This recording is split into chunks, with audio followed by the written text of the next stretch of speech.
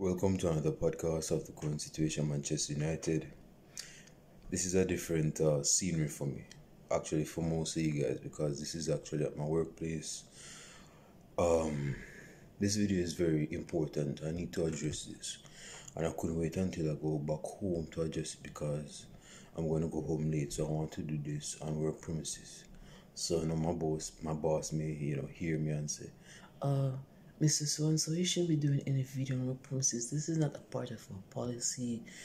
She might just go out for me or something, but this has to be done. So either way, I'm going to do it. This thing about Cristiano Ronaldo and his interview, oh yeah, if you hear me breathing deeply, it's because I just came to work and the outside is very cold. It's like -5 degrees, like 5 degrees, and it's not even snowing. This thing with Piers Morgan and Cristiano Ronaldo, that interview, this is my thought on this situation. He's still on the books of Manchester United. You're still a player for Manchester United. You're still an employee of Manchester United. So how the hell are you going to go off? You're going to do this tirade of venting in an interview when you're still a part of the club. You're not removed from the club. Something has gone off, man, and I've said this before. This is what I said a couple months ago. I said that Ronaldo is a Portuguese person in our squad. Having this Portuguese team in our squad can grow.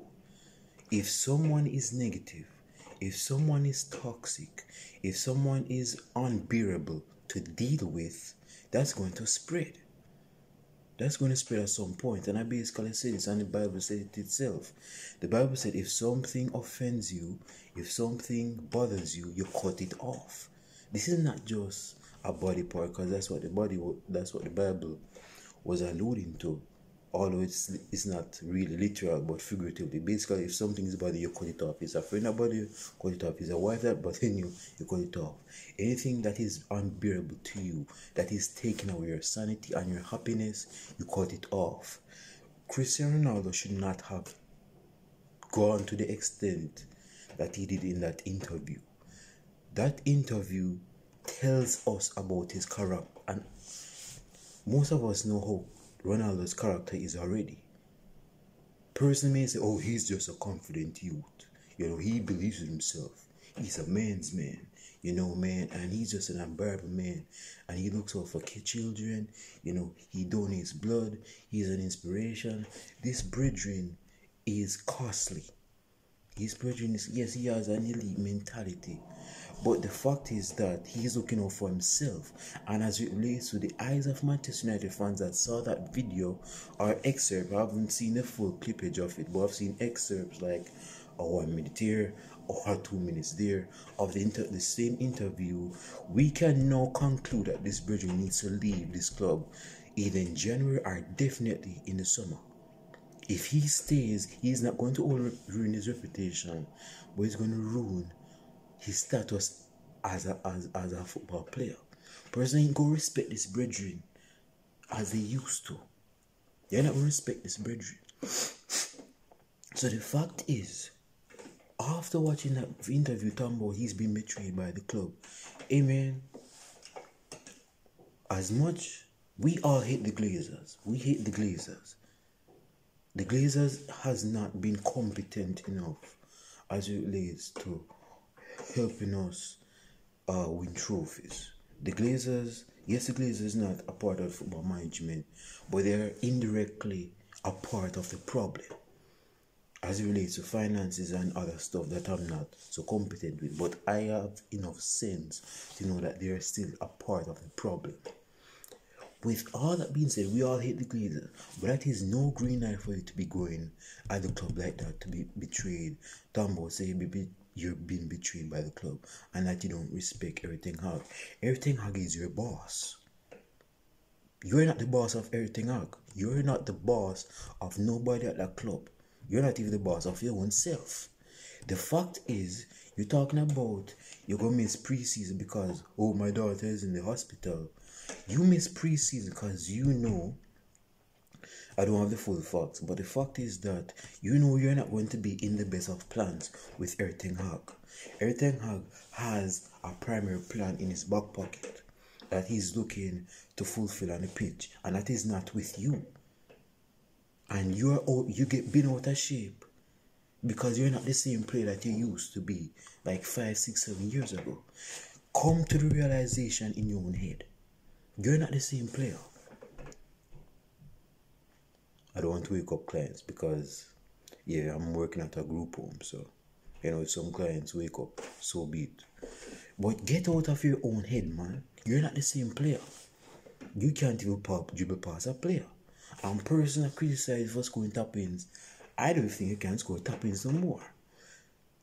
It's because you don't want to come out of your own head to be realistic enough, objective enough, and a realist enough to say that, okay, I'm washed up. I'm not the same player. I'm not going to have the same impact as I once did. I can still score goals, but I'm not that same youth that person would heavily depend on and rely on. I'm not that ATM machine a person would use as a last resort if things don't go that way. And even then, person still look up to me to score the goals, even when things don't go our way. But they rely on me, even when we score goals, because I'm the main man. You're not that same man no more, man. Your longevity is called into question. You don't want to accept the fact that you're not the same player no more. That is why you did that interview. And yes, I understand that you're not on the best of terms with Erik ten Hag. But like I just mentioned, this is your boss. You work for Erik ten Hag and the club. How dare you as a player go after the club that employs you? You're an employer at that club. No, you're an employee. I think it's an employee at that club. And you go hang them out to dry in this dry interview you go do with Piers Morgan. Piers Morgan. Dude, I don't even respect. I wasn't the biggest fan of Cristiano Ronaldo first, but definitely this has gone into 6'6" in the ground, man. I don't respect you as much, man. It's like you're asking. It's like you're aching. It's like you're begging for the club to sack you, and you're not even the manager. You want the club to terminate your contract. It's like you're begging for it. What do you think the other players gonna see you in the squad, man? You're a squad player too. How are you gonna be doing like that in the interview? How do you think other players go view you? How do you think kids that look up to you go see that interview? Because kids are mirroring you. You've seen the celebration that you've been doing recently. So if kids are looking up to you to be doing that when them score goals, even old people that are not so old, but persons that are mature enough are doing a celebration, they're going to try and mirror that behavior. So if you're looking at yourself as an inspiration to other people and you could be doing this, person are gonna say, I lose respect for this brethren. Yeah, he used to be good back in his prime, but at this time he's not the same player that he was back in his prime. This dude is venting, man. He look like he's trying to find a way out. He's trying to go to a club that is feasible to his liking. Some persons are saying that this brethren should have retired 3 years ago or a couple of years ago to finish on a high. But this brethren he doesn't want to come to the term that he's not that same player no more. He wants to battle it out with Messi. Messi has longevity. Messi is not the same Messi that could be 5 players just like that. Messi has adapted his game and he's still he's playing at a top tier level. Although the competitive nature of the league is still called into question. The fact is that he's still balling. Ronaldo is not balling and has not been balling for a good while. So the fact is, I want to finish this under 12 minutes. Ronaldo should not have done that interview the way he did. Something went off, man. There's something in a club. And I said, this Portuguese pus of Cristiano Ronaldo, this tumor can spread. Players of Manchester United, I'm not even going to get into the specific gripes of the interview because I didn't listen all of it. My man was talking about, and Ralph Rangnick, how dare you hire this sporting director. I don't even know this sporting director. A club of Manchester United standing, we shouldn't, you're not in a state to say who is supposed to be employed by the club. You know, director, you're just a football player. That's who you are. So keep in your lane and shut the hell up.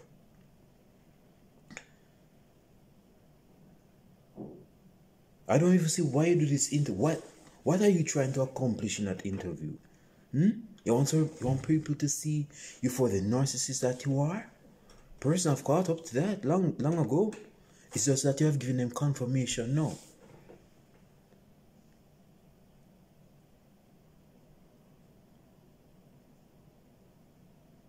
Even if you don't know Ralph Rangnick like that, that doesn't give you the green light or give you, the say so to have a say on whether or not this brethren should have been appointed by the club. You're not in a position for that.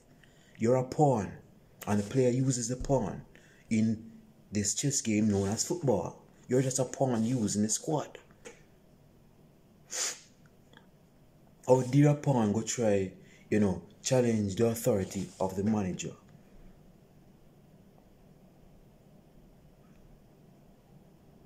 Eric Ten Hag, man, you know Eric Ten Hag is not going to play you as much. You know that there's a good chance that you're going to be at bare minimum sacked by the club, and you're not even the manager, you're a football player, but your contract is going to be terminated, or definitely on a maximum level, you're going to be sold in January. This behavior cannot be excused, this behavior cannot be pacified, this behavior cannot be allowed. Allowing this type of behavior, players are going to see to it that if there is no repercussions to that type of behavior, players that are not even as good as this bridging back in his prime are going to say, you know what, I'm going to go off in an interview too. I'm going to do the same thing too.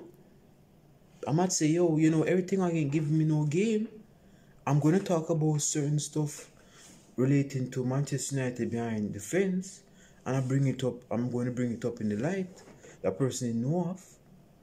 But I know nothing will happen to me, so I can talk about it. One leads to another. It's like a domino effect. So I want to see how Eric Ten Hag is going to respond to this brethren acting like that. Ronaldo, man, you may be a celebrity, in a lot of persons' eyes. You may be attractive in a lot of girls' eyes. The fact is, man, persons that are not so called, not go jock you up, but they know you from an object, they're going to say, brethren, you're wrong for that, man. I lost respect for you as a man. You shouldn't be doing that in an interview. I would even halfway excuse if you were not at Manchester United and go do an interview like that. But you're on Man United book still, man. You're still on Man United payroll. So how the hell you going to be doing that?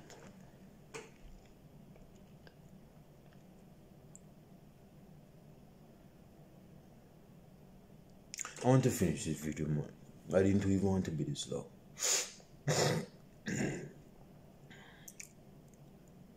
This brethren has tainted and ruined his reputation. He's done that a few times, but no other moment has certified into the minds of football fans that this brethren is toxic.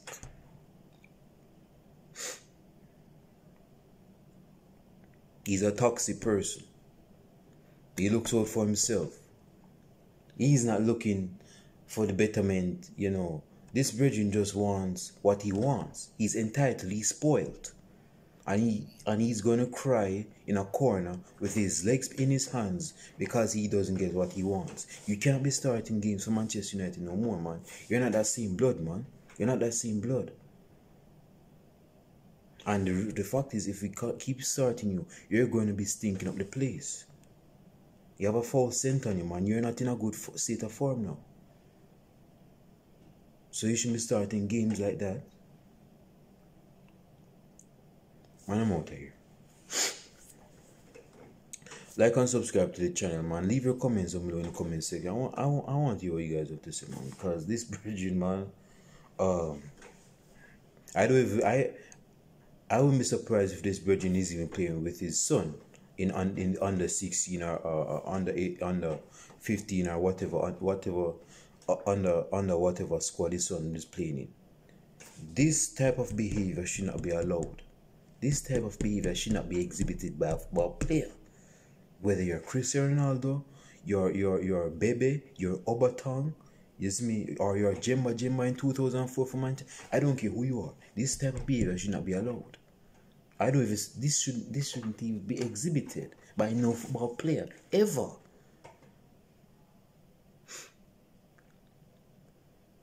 I'll give you credit, you know. Kudos for your honesty. I'll give you credit. Because like I said, Manchester United, as relates to the Glazers, has been messing up. I've been pulling their pants a bit. You see me?